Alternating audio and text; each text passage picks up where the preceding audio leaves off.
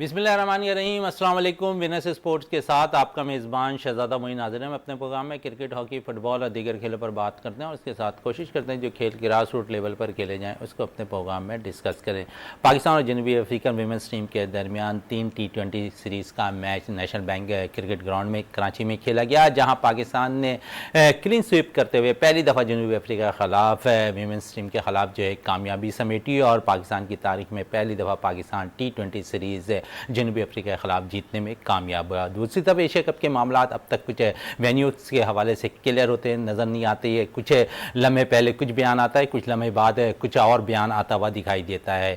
ACC की जानिब से बाकायदा तौर पर अब जो ईमेल आई है वो दोबारा ही हम देखते हैं कि कैनेडा में मैच दोबारा होना है और श्रीलंका के अगर मौसम की बात कर लें तो बहुत से मैचेस मुतासिर होते हुए एशिया कप के दिखाई दे रहे हैं। सारे सूरत हाल पर बात करेंगे। हमारे साथ आज स्टूडियो पर मौजूद हैं जावेद इकबाल भट्टी साहब है जो स्पोर्ट्स एनालिस्ट हैं, उनके साथ साथ मौजूद हैं जाफर हुसैन साहब जो स्पोर्ट्स एनालिस्ट हैं, उनके साथ है सीनियर एंकर पर्सन तसद्दुद गौरी साहब हमारे साथ आज स्टूडियो में मौजूद हैं। तो आज तीनों साहिबान से जो है हम कोशिश करेंगे कि खासकर क्रिकेट के हवाले से और दीगर खेलों के हवाले से भी अपने इस प्रोग्राम में बात करें। सबसे पहले जाफर की तरफ चलते हैं। जाफर साहब, सीरीज़ हमने पहली दफ़ा T20 जनूबी अफ्रीका के ख़िलाफ़ कामयाबी हासिल की। गो कि हम वीमेंस की टीम जो है पाकिस्तान की ICC रैंकिंग में 7वीं पोजीशन पे है, जनूबी अफ्रीका की 5वीं पोजीशन पे। इसके बावजूद जिस तरह हमने कामयाबी हासिल की इस सीरीज़ के अंदर, ओवरऑल कितना कॉन्फिडेंस आया होगा पाकिस्तानी वीमेंस टीम को इस सीरीज़ जीतने के बाद?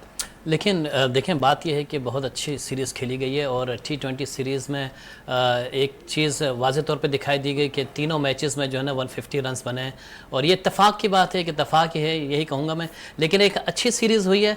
अदरवाइज़ ये है कि पाकिस्तान टीम को मज़ीद मेहनत करनी पड़ेगी क्योंकि वही स्कोर, वही चीज़ें, वही उसी तरीके से रन आउट होना, उसी तरीके से आउट होना, अपने आप को और थोड़ा बेहतर करना पड़ेगा। चूँकि जो साउथ अफ्रीकन टीम लग रही थी वो ऐसा लग रहा था कि जैसे कि उनके 2-3 प्लेयर ही हैं और इसके अलावा जो जितने 6-7 प्लेयर उनके नई प्लेयर हैं, तो इससे एक वाज़े तौर पे फ़र्क दिखाई दे रहा था कि एक जो है ना वो जनरेशन मतलब आगे की सोच रही है टीम और दूसरी जो है ना उसी पर मोहित हुई हुई है। तो मेरे ख्याल में थोड़ा सा और अपनी टीम को बेहतर करना पड़ेगा। अभी वनडे सीरीज़ है, वनडे में देखना पड़ेगा किस तरह की कारकर्दगी दिखानी पड़ेगी। अब उस पर आने वाले वक्त ही बताएगा जब वनडे जो है स्टार्ट होगी। जाफर साहब, अगर हम देखें तो इस सीरीज़ के अंदर आप खुद कह रहे हैं कि सिर्फ 2 से 3 प्लेयर्स ही जनूबी अफ्रीका के स्कोर कर पाए और जब वो स्कोर करते थे कि अच्छा टोटल उनको नजर आ रहा होता था, फिर पाकिस्तानी बॉलिंग उन पर हावी होती थी। कल भी मैच में हमने देखा और बकिया 2 मैचेस के अंदर भी हमने देखे कि यहाँ पर यही कुछ हुआ कि उनके कप्तान ने अच्छी इनिंग खेली जनूबी अफ्रीका के, उसके बाद दीगर प्लेयर्स ने नंबर 1 नंबर 2 पोजीशन पर आगे रन किए, लेकिन उसके बाद शायद पूरी टीम बेबस नजर आई पाकिस्तानी बॉलर्स के आगे। ये क्या माजरा रहा और तीनों मैचेस में ऐसा हुआ? देखें शहजादा मोइन, जिस तरह मैंने पहले अर्ज किया कि जनूबी अफ्रीका टीम अपने सीखने के मराहिल में है, अपने नए टैलेंट को आजमा रही है, मौका दे रही है। उनके सिर्फ 3 या 4 प्लेयर्स जो है ना वो सीनियर प्लेयर हैं, इसके अलावा जितने 6-7 प्लेयर्स हैं वो सारे न्यू टैलेंट हैं। तो मेरे ख्याल में पाकिस्तान को भी इस पे जो है ना नज़रसानी करनी पड़ेगी। पाकिस्तान को भी अपने फुल स्ट्रेंथ के साथ नहीं बल्कि कुछ मौका देना चाहिए, नए टैलेंट को मौका देना चाहिए। और अभी देखें बहुत सारे ऐसा आपके पास टैलेंट मौजूद है जो कि बेंच स्टैंड पे मौजूद है, उनको खिलाने का मौका देना चाहिए था। तो मेरे ख्याल में ये पाकिस्तान टीम को वनडे में जो है ना थोड़ा सा अपनी टीम को थोड़ा सा शफल करना चाहिए, अपनी टीम को शफल करना चाहिए यकीनन वनडे में भी। जावेद इकबाल भट्टी से भी इसी हवाले से थोड़ी सी बात कर लेते हैं। जावेद साहब, सीरीज़ हमने अपने नाम की, अगर हम देखें तो पहले मैच में हमने 5 विकेटों से, दूसरे मैच में 7 विकेटों से और फिर आखिरी T20 मैच में हमने 6 रन से कामयाबी हासिल की। ओवरऑल इस सीरीज़ को कैसा देखा आपने? फिर काफ़ी अरसे से टीम में मौजूद आलिया रियाज क्योंकि वो परफॉर्मेंस नहीं दे रही थी लेकिन फिर भी टीम के साथ मौजूद थे, लेकिन इस सीरीज़ के अंदर उन्होंने बड़ी ज़बरदस्त बैटिंग का ऑलराउंडिंग कारकर्दगी का मुजाहरा किया। बहुत शुक्रिया मोइन भाई। जाफर भाई ने जिस तरीके से कहा है कि हर दफ़ा 150 रन बन रहे हैं और उनकी जो मैन टीम नहीं उसमें 6-7 नए प्लेयर्स हैं, जाफर भाई की बात से बिल्कुल मैं मुत्तफिक नहीं हूँ। भाई पाकिस्तान ने बहुत अच्छा खेला है तो ये सीरीज़ जीती है। ये महज इत्तेफाक है कि 150 रन बन रहे थे, हमने 2 दफ़ा ये चेस भी किए हैं और फिर टारगेट भी दिया है, उनको हमने नहीं खेलने दिया। और साउथ अफ्रीका के कप्तान को ओलियो को देख ले, 72 रन बनाए थे उसने और वो नहीं जीत सके। तो इसका मकसद है कि हमारी टीम परफॉर्म कर रही है, परफॉर्म करके मेहनत करके जीत रही है, तो इसका सेहरा पाकिस्तान क्रिकेट टीम को जाएगा। तौफीक उमर जो उनके हेड कोच है उनको जाएगा, इतने अरसे से वो मेहनत कर रहे हैं। तो देखिए होम ग्राउंड का एडवांटेज वो हमारे पास था। सेम ही ग्राउंड है, सेम ही पिच है, और जो साउथ अफ्रीका की टीम है वो नहीं क्लिक कर पा रही, वो पाकिस्तानी बॉलर्स का मुकाबला नहीं कर पा रही। साउथ अफ्रीका 200 250 रन बनाने वाली टीम है, लेकिन माशाल्लाह हमारी बॉलर जो मेहनत करी, जैसे बिस्मा मारूफ होगी, सिद्रा अमीन हो गया, कल जो तीसरा मैच था उन्होंने बहुत ज़बरदस्त बैटिंग की तंबुल मजाजी के साथ, 39 रन स्कोर के। फिर निदा डार ने आखिरी में आके 20 बॉलों पे 36 रन बना दिए, तो स्कोर वही 150 पे गया है। तो मकसद हमें मिला 150 ये दोनों दफा, तो हमने भी उनको 150 दिया। लेकिन ये कि हमारी टीम बहुत अच्छा खेली, वुमेन टीम बहुत इंप्रूव कर रही है, जो बिल्कुल नजर आ रहा है और जो देखने वाले उन्हें भी पता चल रहा है। साउथ अफ्रीका की टीम में आप ये नहीं कह सकते कि उनके नए प्लेयर, जाहिर है वो इंटरनेशनल खेलते हैं तो इसीलिए उन्हें टीम में डाला है। तो ये पाकिस्तान को आप इसका क्रेडिट दें, पाकिस्तान ने बहुत अच्छा खेला और आउट क्लास करके क्लीन स्वीप किया, क्लीन स्वीप किया, सीरीज अपने नाम की है जुनूबी अफ्रीका के खिलाफ पाकिस्तान विमेंस टीम ने। ये एक अच्छी खबर है क्रिकेट के हवाले से। अगर थोड़ी सी बात कर लें अब क्रिकेट की अच्छी खबरों से, तो सीनियर एंकर पर्सन हमारे साथ तशद्दुद गौरी साहब भी मौजूद हैं। गौरी साहब क्या कहेंगे? सबसे पहले तो बहुत बहुत शुक्रिया आपका हमारे शो में तशरीफ लाने का। क्या कहेंगे पाकिस्तान के अंदर अब हम देखते हैं कि बड़ी तेज़ी से जहां पर बड़ी टीमें मेंस की आया करती थी, अब विमेंस की भी टीमें पाकिस्तान का दौरा कर रही हैं। क्या कहेंगे इस पे कि आप सिक्योरिटी मामला से कितने मुतमईन नज़र आ रहे हैं पाकिस्तान के अंदर के? बहुत से जो बड़ी टीमें थी पहले खदशात थे, लेकिन अब शायद वो दूर हो गए। अब इन चीज़ों पर पाकिस्तान के लिए, विमेंस के लिए भी बड़ी टीमें पाकिस्तान आती हुई दिखाई दे रही हैं। शुक्रिया शाहद मोइन साहब, आपने मुझे अपने प्रोग्राम में मदऊ किया। और मैं हमेशा पॉलिटिकल और हुकूमती सतह पे प्रोग्राम्स करता हूँ, तो ये मेरा पहला तजर्बा है कि खेल के हवाले से बात करूँ। तो खेल के हवाले से मैं आपसे बात करूँगा तो कुछ इसमें हुकूमती और पॉलिटिकल अवामिल भी का भी अमल दखल हुआ। जिस तरीके से आपने कहा कि वीमेंस टीम जो है काम अच्छा कर रही है और अच्छा रिजल्ट दे रही है, जिससे पाकिस्तान का वकार दुनिया में बुलंद हो रहा है, चाहे वो क्रिकेट हो, चाहे हॉकी हो, चाहे दीगर टीम हो, बैडमिंटन हो, टेनिस हो। तो उसकी हम एक वजह ये समझते हैं कि वीमेंस एक जज्बा है मुल्क और कौम के लिए, एक जज्बा है, एक उसकी यानी कि एक सोच है, एक प्लानिंग है कि वो आगे बढ़ना चाहती है। जिससे हम देखें पाकिस्तान बुलंद हो रहा है, जबकि हम पाकिस्तान इस्लाम के नाम पे हासिल हुआ एक थोड़ा सा मजहबी भी रुझान है कि वीमेंस के ऊपर पाबंदी है मुख्तलिफ चीज़ों पे, ड्रेसिंग पे, तमाम चीज़ों पे, और माहौल के हिसाब से, घर के हिसाब से। पाकिस्तान के अंदर वो सहूलत और फैसिलिटीज़ नहीं है कॉलेजों यूनिवर्सिटीज़ में, और वीमेंस स्पोर्ट कम्प्लेक्स भी कम है, तमाम चीज़ें कम से। उसके बावजूद ये एक अच्छा हम देखते हैं कि पाकिस्तान में ये अच्छा अमल है। दूसरी जानब हम देखते हैं क्रिकेट और हॉकी को देखते हैं या दीगर खेलों को देखते हैं, तो वो सियासत का शिकार है। उसके जो चेयरमैन हैं, मैं गलती भी हो सकता हूँ, इसलिए मैंने पहले अपने प्रोग्राम में कहा कि मेरा पहला तजर्बा है पॉलिटिकल्स के ऊपर बात करूँ या क्रिकेट के ऊपर बात करूँ, तो ये हम ये देखते हैं कि उसके ऊपर सियासत का गलबा है। चेयरमैन हो गया या सेक्रेटरी हो गया उस बोर्ड का, वो पॉलिटिकल सोर्सेज के हवाले से लगाया जाता है, तमाम चीज़ों से लगाया जाता है। तो वो जब टीम सेलेक्ट करते हैं, जो वो टैलेंट जो है पाकिस्तान आना चाहिए सामने, वो टैलेंट रह जाता है, और ज़्यादा वो लोग सामने आ जाते हैं जो पसंदा और नापसंदा की शराइत पे काम करते हैं। तो इस हवाले से हमारा रिजल्ट जो है, क्या मैं आपको याद होगा कि पाकिस्तान के बाद तमाम यानी कि चैंपियन वर्ल्ड का था, क्रिकेट का था एक वक्त में, बिल्कुल स्क्वॉश में थे, स्नूकर में थे, हॉकी में थे, हम हॉकी की तो तमाम, यानी पाकिस्तान की टीम, अगर हॉकी की खासतौर पर बात करूंगा, पाकिस्तान की टीम, और मैं हॉकी का बड़ा शौकीन रहा हूँ वक्त समीउल्लाह तक। जब समीउल्लाह रिटायर हुआ मैंने हॉकी देखना छोड़ दी। क्या वजह थी हॉकी आपने छोड़ दी देखना? कि वो ऐसे प्लेयर थे कि पाकिस्तान किसी भी ग्राउंड में उतरता था तो लोग बोलते पाकिस्तान जीतेगा, दुनिया भर की क्या ना टीमें। जब समीउल्लाह साहब खेला करते थे, तशद्दुद गौरी साहब उस वक्त तो बड़े लेजेंड प्लेयर से खेला करते थे उनके साथ, और तमाम अगर देखें तो सबकी मेहनत के बाद हम टाइटल जीता करते थे। मगर समीउल्लाह एक तो वो उनके बारे में था कि वो घोड़े से ज़्यादा तेज दौड़ते हैं, फिर समीउल्लाह और कलीमुल्लाह या जो भी उनके साथ होते हैं वो राइट लेफ्ट खेलते थे, गोल कम करते थे, गोल में अगर रिकॉर्ड देखा जाए तो कम है, मगर टीमें जो जीतती थी वो समीउल्लाह के बाद जब गेंद आ जाती थी तो समीउल्लाह से कोई गेंद जो निकालना बड़ा मुश्किल होता था उनको। ऐसे प्लेयर से वो आज भी देखें ना, उनको याद किया जाता है, सलाउद्दीन भी है, याद किया जाता है। अगर क्रिकेट में जाए तो वसीम अख्तर है या खान साहब है, वज़ीर आज़म बन गए इस मुल्क के। तो ये तमाम उस वक्त प्लेयर से जो दुनिया में उनकी एक हैसियत थी, मुकाम था। आज हमारे, मैं माजरत के साथ जो क्रिकेट के क्या नाम है कैप्टन है, तो दुनिया में वो चीज़, वो मुकाम, वो फैसिलिटी नहीं है। जो होनी चाहिए। दुनिया मान रही है गौरी साहब, है बाबर आजम को अगर हम देखें तो उनके नाम पर, उनके स्ट्रोक पर बाकायदा क्लासेस होती हैं गैर मुल्की ममालिक के अंदर। हाँ वो बात सही है, मगर हम साबका कप्तानों को देखते हैं तो साबका कप्तानों के नाम पर तो शहर भी यहाँ बहुत से ममालिक में सिटीज के नाम भी रखे गए बहुत से। सर हमारे तो साबका कप्तान आपको वजीर आज़म बनाकर हमने दे दिया है, जी। तो साबका कप्तान अब क्या मकसद कहने का आपका ये लब्बे लबाब कि जब से ये जेंटलमैन जो है हॉकी के प्लेयर्स जो हैं ये चले गए हैं और आपने ये हॉकी देखना छोड़ दी, मकसद नई लाट जो है मजा नहीं आ रहा आपको? क्रिकेट, मैं क्रिकेट की बात करता हूँ। क्रिकेट के अंदर जब से सट्टाबाजी आई है, मैं ये कहता हूँ कि क्रिकेट जो है वो अवाम के लिए, मुल्कों के लिए नहीं खेली जाती। खासतौर पर माजा साहब अपने मुल्क की भी बात करूंगा, क्रिकेट खेली जाती है सट्टाबाजी के लिए। कभी आप देखना नेपाल अभी आई है फला, या मेरा ख्याल नेपाल ने कोई बड़ी टीम को हरा दिया ना मैच।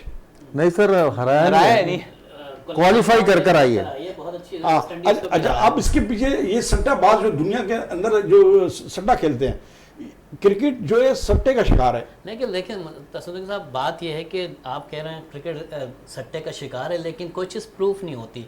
जो खिलाड़ी करते हैं वो प्रूफ होकर उनको बाहर कर दिया जाता है। शफाफियत तो दिखाई देती है आईसीसी की जानिब से। आप बताएं पाकिस्तान के अंदर कौन सी चीज़ प्रूफ हुई है जो 2 नंबर है?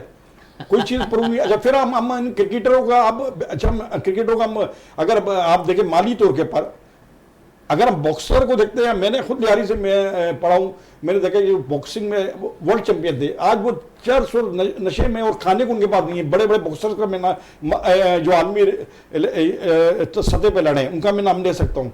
तो उन्होंने तो पैसा नहीं बनाया। क्रिकेटर से क्या शादी भी कोई अदाकारा से करता है या कोई वेल सरमादार? यानी कि तस्वीर साहब आपका कहने का मकसद यह है कि पाकिस्तान में एक ही खेल को तरजीह दी जा रही है जो पैसा कमा के दे रहा है, सिर्फ क्रिकेट मकसद है। पैसा मखसूस लोगों को कमा कर दे रहा है, पैसा मखसूस।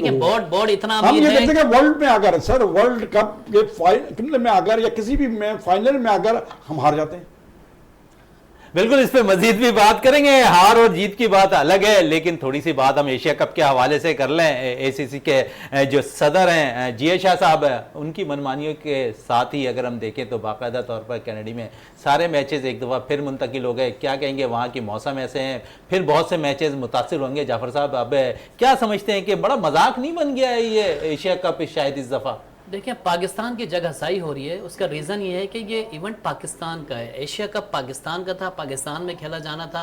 गो के चंद ममालिक की वजह से जो है ना, बल्कि एक ममालिक की वजह से, एक मुल्क की वजह से जो है ना इसको शफल किया गया, श्रीलंका में खिलाया गया और आधा पाकिस्तान में खेला जा रहा है। तो मेरे ख्याल में अब जो ऐलान किया है एसीसी ने, वो भी पाकिस्तान जो है ना उसकी भी मुखालफत कर रहा है और उस पर भी एक्शन ले लिया, उस पर भी ख़त लिख दिया पाकिस्तान क्रिकेट बोर्ड ने कि ये जो आपने एक तरफा ऐलान किया और एक तरफा जो बातचीत आपने की है कि सारे वेन्यूज़ पे, एक ही वेन्यूज़ पे सारे मैचेस होंगे, तो मेरे ख्याल में पीसीबी एक अच्छे तरीके से जो है ना वो हैंडल कर रहा है। लेकिन गो के मनमानी जो चल रही है उसको कैसे तोड़ा जाए, उसको कैसे ख़त्म किया जाए, ये समझ में नहीं। अच्छा जाफर साहब, मनमानियों को किस तरह तोड़ा जाए? अगर हम देखें तो जिया शाह पाकिस्तान आए और जिस तरह मुलाकात हुई ज़का अशरफ साहब से, उम्मीद हम यही कर रहे थे कि बातें ऐसे चल रही थी कि एशिया कप के बहुत से मैचेस शायद पाकिस्तान मुंतकिल हो जाएं। क्या पाकिस्तान क्रिकेट बोर्ड रजामंद नहीं कर पाया एसीसी के सदर को? नहीं, देखिए जो फैसला हो चुका था, जो पहले से आप देखें शेड्यूल तो पहले से अनाउंस हो चुका था। शेड्यूल तो चेंज भी हो रहे थे ना, अभी आप कल देखें, कल भी बारिश की वजह से, लेकिन मुल्क चेंज तो नहीं हो रहा था ना। देखिए वेन्यू चेंज हो सकते हैं लेकिन मुल्क चेंज नहीं हो रहा। उसका रीज़न यही है कि आपकी टीम वहाँ पे मौजूद है, 3 टीमें यहाँ पे मौजूद हैं, 3 टीमें वहाँ पे मौजूद हैं, तो हर चीज़ का फिर पूरा आपका मीडिया राइट्स का मसला होता है। बहुत सारे ऐसे इश्यूज होते हैं जिसको हैंडल करना होता है। तो मेरे ख्याल में राजीव शुक्ला साहब इस बात को मानेंगे में नहीं, और रॉजर वैनी भी हैं वो भी नहीं मानेंगे कि एकदम से अपनी हुकूमत की इजाज़त के बगैर जो है ना वो यहाँ पे आके पूरे टूर्नामेंट का अनाउंस कर दें और वो इस चीज़ की हामी भर लें। मेरे ख्याल में इजहारी यकजहती जो था वो वहाँ तक तो ठीक है, वो दुनिया को दिखाने के लिए ठीक है, लेकिन जो वेन्यूज़ के जहाँ मैचेस की आप बात कर रहे हैं कि पाकिस्तान में इंडिया आके खेले, तो ऐसा मुमकिन जो हुकूमत चल रही है इंडिया में, नहीं, दुबई का भी ऑप्शन दिया गया था इन्हें।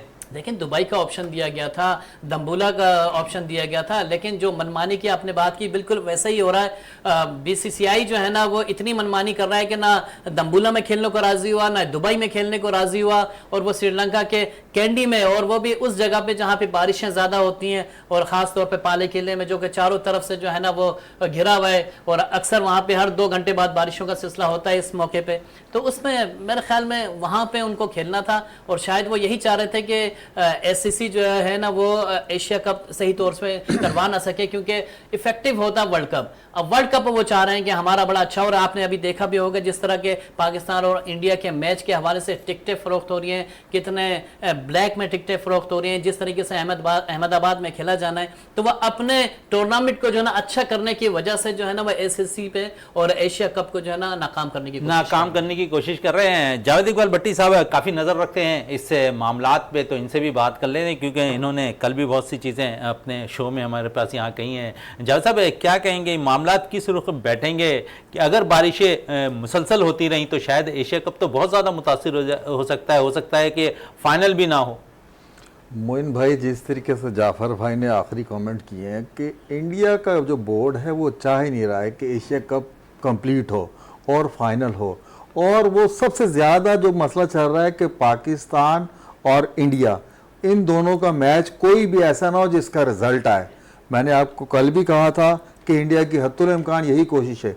जिस तरीके से ये वो आए, ये सिर्फ एक फ़ोटो सेशन के लिए पाकिस्तान आए थे, राजू शंकला राजर भी नहीं आए, और उन्होंने जब वो आखिरी अल्फाज उनके सुने, उन्होंने कह दिया कि हम हुकूमत की इजाज़त होगी तो इस पे कोई बातचीत कर सकते हैं। वो आपके साथ फोटो सेशन की, खाना खाए, वागा से आए, वागा से वापस चले गए।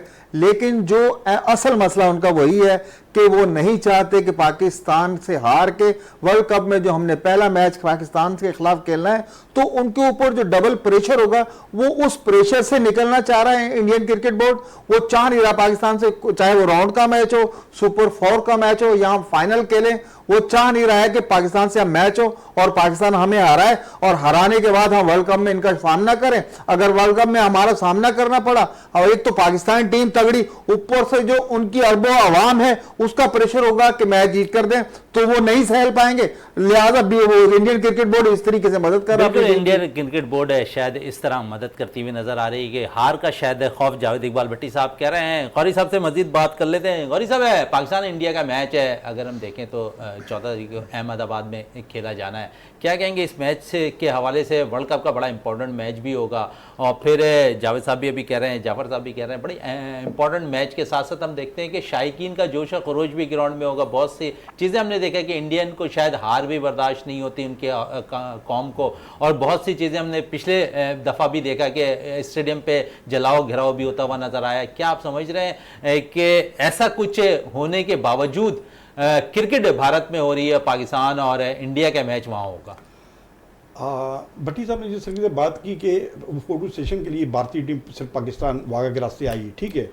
असल में भारत आईसीसी के एसीसी के सदर साहब पाकिस्तान तशरीफ आए, अच्छा, सिर्फ फोटो सेशन के लिए आए। अच्छा, अब आप ये देखिए ना, असल में मसला यही यहाँ है, मैं फिर बात करूँगा कि पॉलिटिकल मसला है।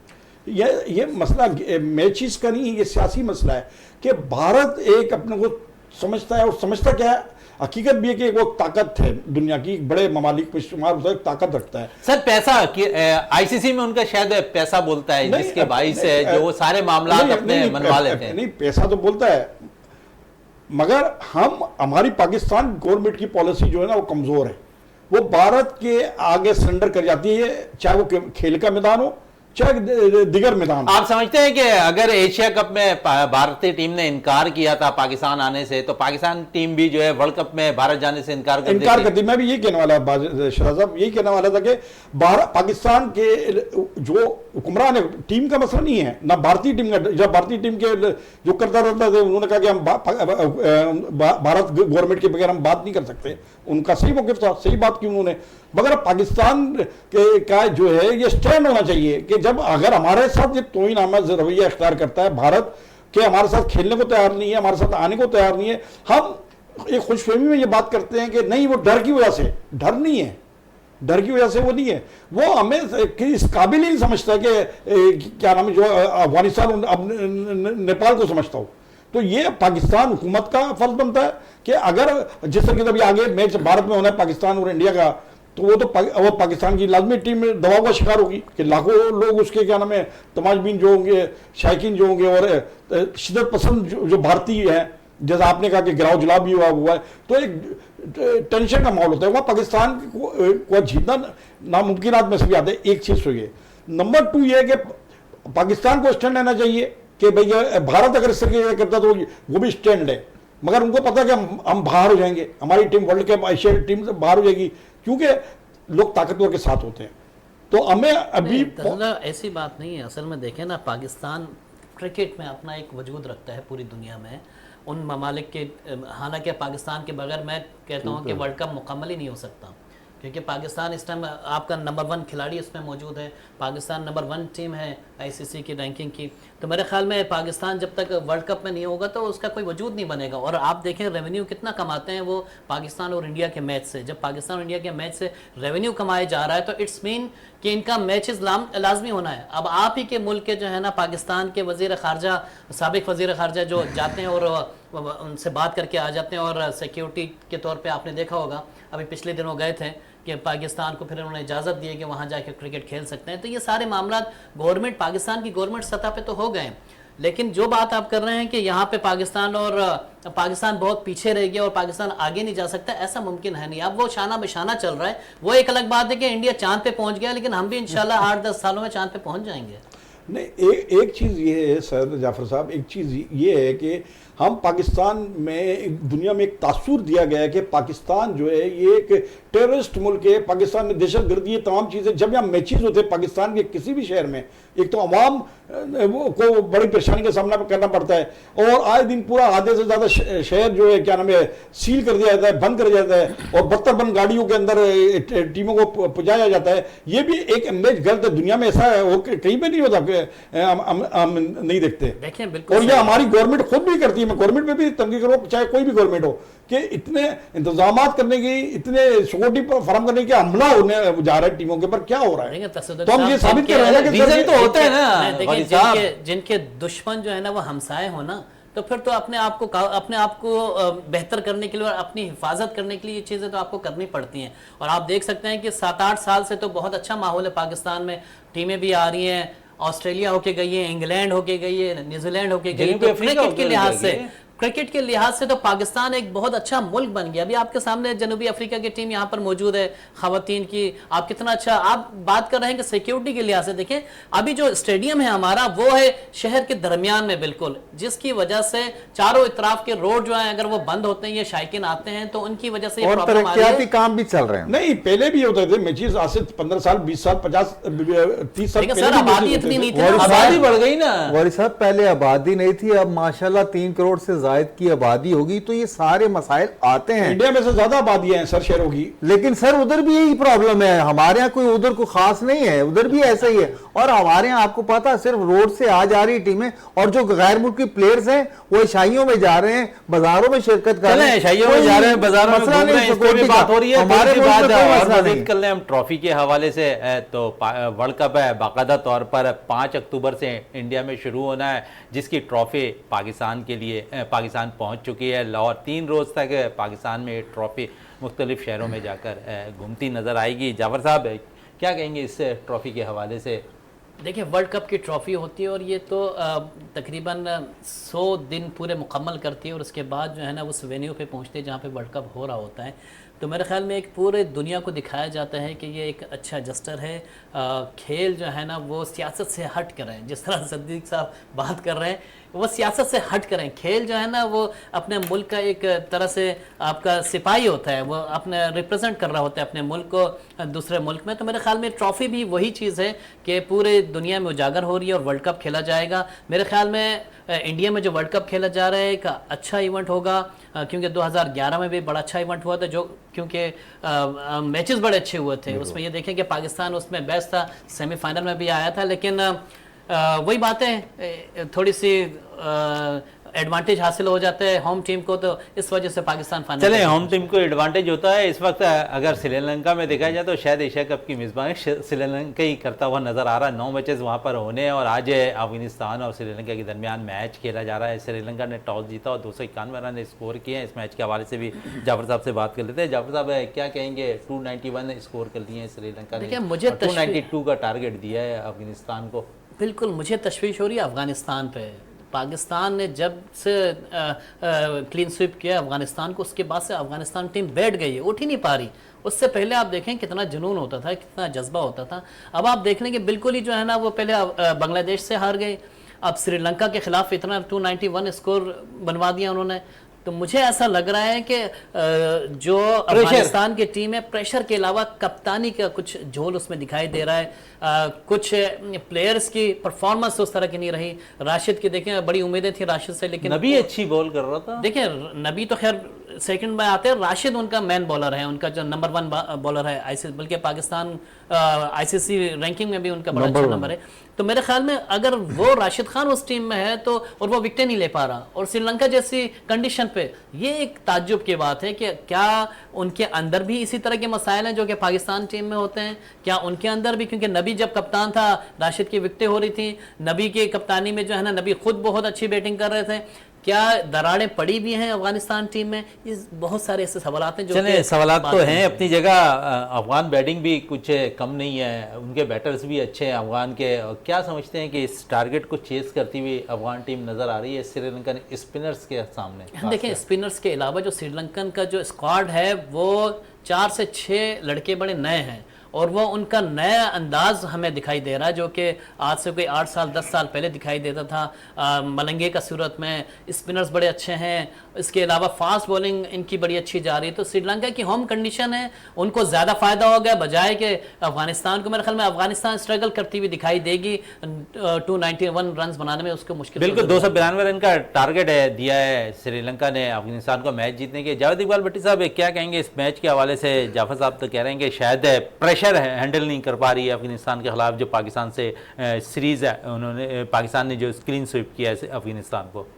नहीं मोइन भाई, प्रेशर हैंडल करने की बात नहीं है, सिर्फ ये है कि जब तक अफगानिस्तान की टीम T20 फॉर्मेट से बाहर नहीं निकलेगी, ये वनडे मैचेस नहीं जीत सकती। और आज आपको पता है कि उनको ये 291 का टारगेट मिला है, और आज उनके पास जो है सुपर 4 में क्वालिफाई करने का मौका भी है।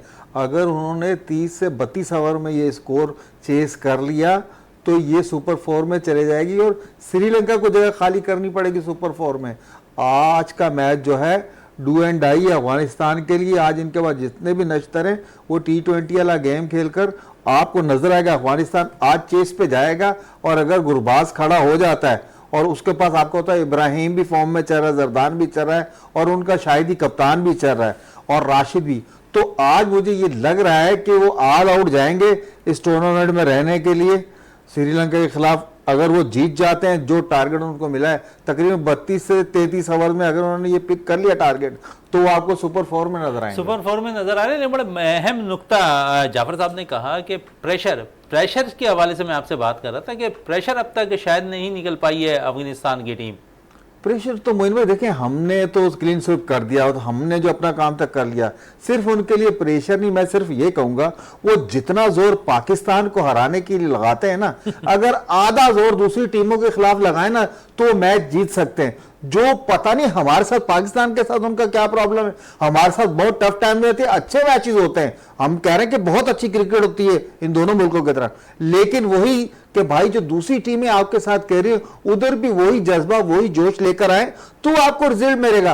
और ये T20 फॉर्मेट से निकले, अपने प्लेयर्स को आप हर काउंटी में भेज देते हैं, जहां T10 हो रहा है T20 हो रहा, आपका प्लेयर एडजस्ट ही नहीं कर पा रहा वनडे को। वनडे में टेम्परामेंट की जरूरत थी विकेट पे खड़े होने की, अगर आप स्टे नहीं करेंगे तो स्कोर कैसे करेंगे?